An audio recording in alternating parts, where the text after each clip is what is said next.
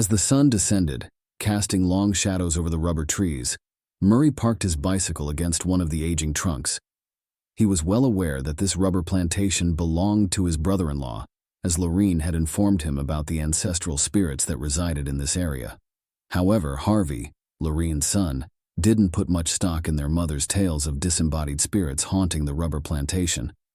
Lorene, on the other hand, firmly believed in the presence of these spirits due to the fact that her husband had purchased the plantation after the Japanese occupation.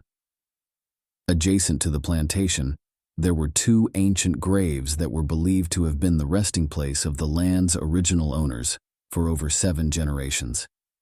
These graves were situated on a raised mound, allowing the tombstones to be clearly visible at waist level. Lorene had also heard a fascinating story about one of the tombstones, which was said to have transformed from a mere river stone into a living monument over the course of 7 generations. Despite Lorene's occasional unease when passing by the old graves during the fruiting season, her fear dissipated as she was always accompanied by her husband, children, and grandchildren. Furthermore, Murray had already cleared the rubber plantation, which was the reason why he had asked Roosevelt to help him cut down the langsat trees in the garden that had begun to sprout. Murray lingered near the rubber tree, his eyes filled with a sense of wild curiosity as he surveyed the area that had been cleared by Roosevelt. Every so often, his gaze would drift towards the ancient burial mound situated not too far from where he stood. "If you are a fragile spirit, retreat," he exclaimed, spitting 3 times in the direction of the imposing grave nearby. "This land is no longer under your protection. Let the rugged spirits tend to it. Your gentle soul return to your place of rest.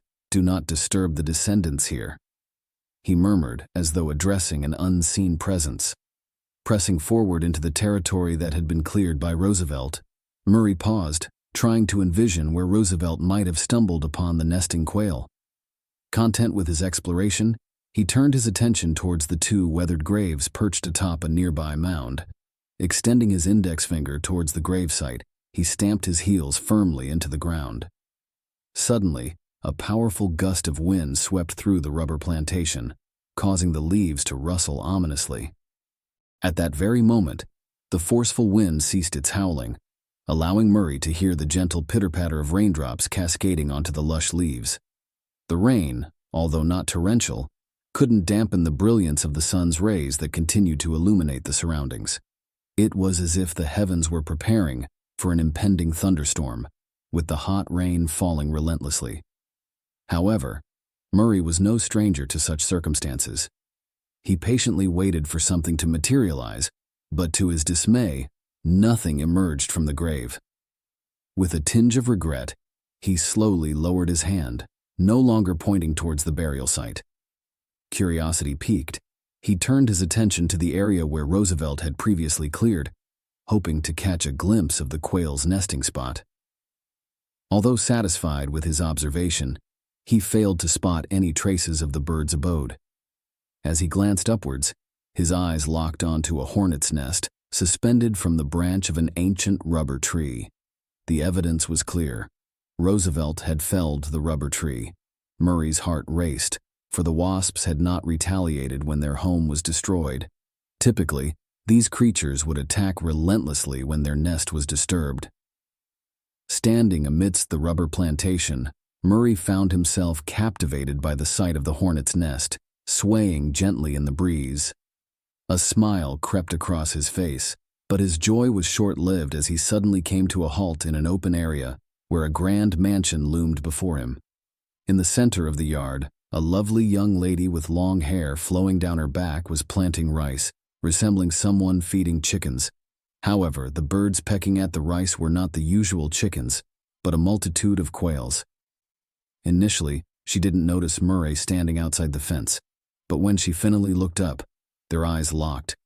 Murray hadn't even stepped inside the fenced area when the ground began to violently tremble, causing the grand house to shake as well. The young woman let out a scream of terror and dashed around the yard, attempting to approach Murray, only to find her legs sinking into the ground, forcing her to retreat. Murray took a few steps back, scanning his surroundings frantically to identify the source of the threat. His eyes darted from left to right, but all he could see were intense tremors and smoke emerging from cracks in the earth. "Please, shaman, help us," the young woman pleaded as she struggled to free her trapped feet, waving her hand in a plea for mercy.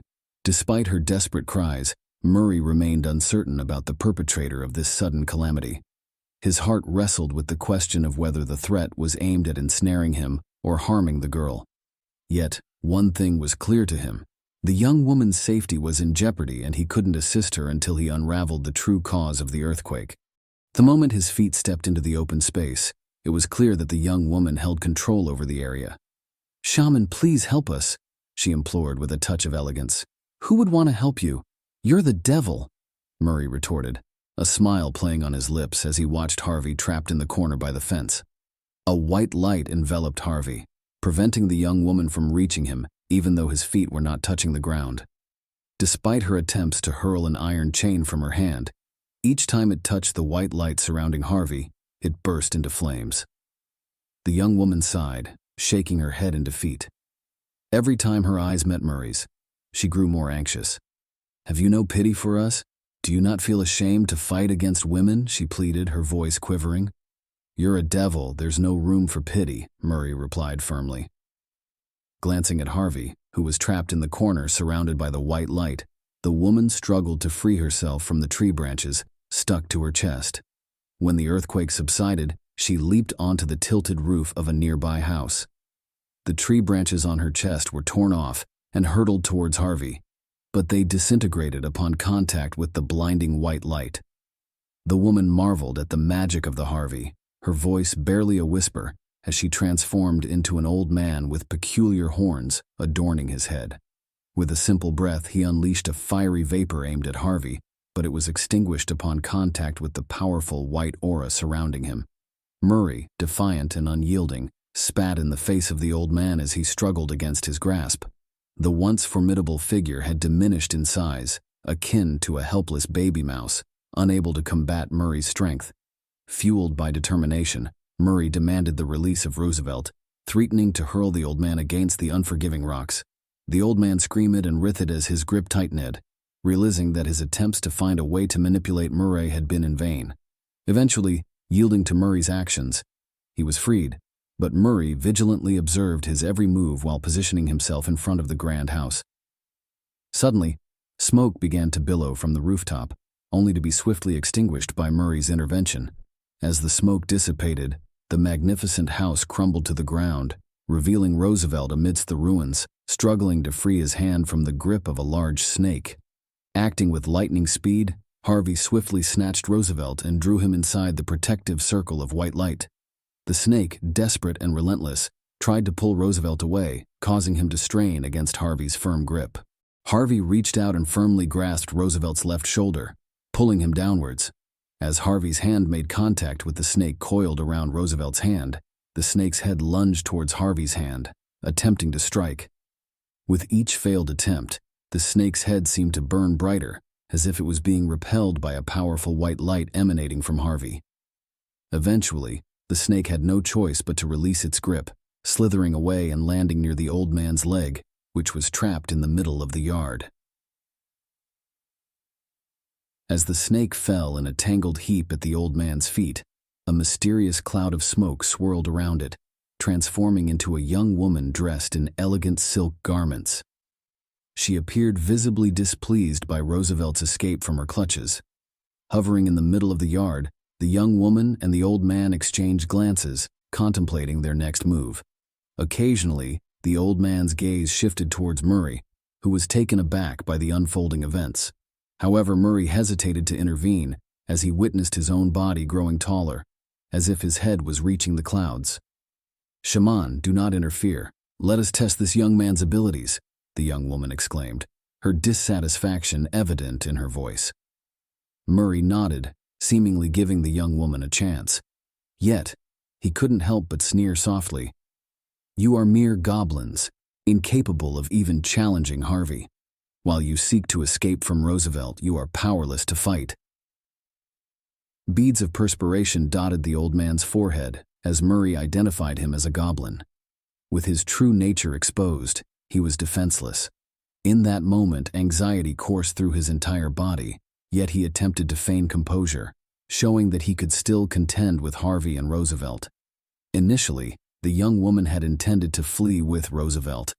She knew he could withstand her interference, but she stubbornly clung to dragging the man along. Despite her determination, it proved challenging to pull Roosevelt, even as she tightly grasped his hand. "You wretched!" Roosevelt's voice reverberated as he realized he was ensnared by the goblins who controlled the rubber plantation.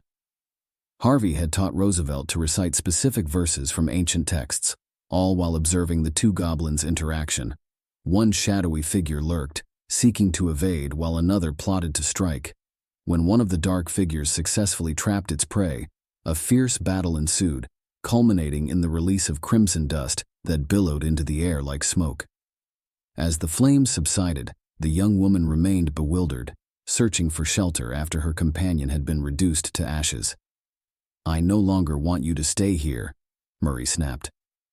"But where shall we go, shaman?" she pleaded, looking up at Murray, hoping for his mercy. "That, my dear, is up to you. However, I insist that you no longer remain in my brother-in-law's garden," Murray warned. In a flash, Murray hurled the young woman he held captive far into the wilderness, beyond the verdant hills surrounding the village. As Murray slowly emerged from his dazed slumber, he discovered himself propped against a towering rubber tree, its branches adorned with a menacing wasp's nest. He couldn't help but lick his lips as he observed the colossal hornet's nest, resembling a formidable mound. The torrential downpour that had soaked him upon his arrival at the rubber plantation had ceased, leaving behind a humid atmosphere. The sun's rays now cast an angled glow, causing the shadows of the rubber trees to fade, signaling the onset of night. Satisfied with his accomplishments, Murray extended his hand towards his trusty bicycle, ready to make his way to Roosevelt's house. Thank you for watching. That's all for today's video. If you want to see more content like this, make sure to subscribe and hit the notification bell. If you have any suggestions and experience related to the content, feel free to leave them in the comments below and join us on this journey.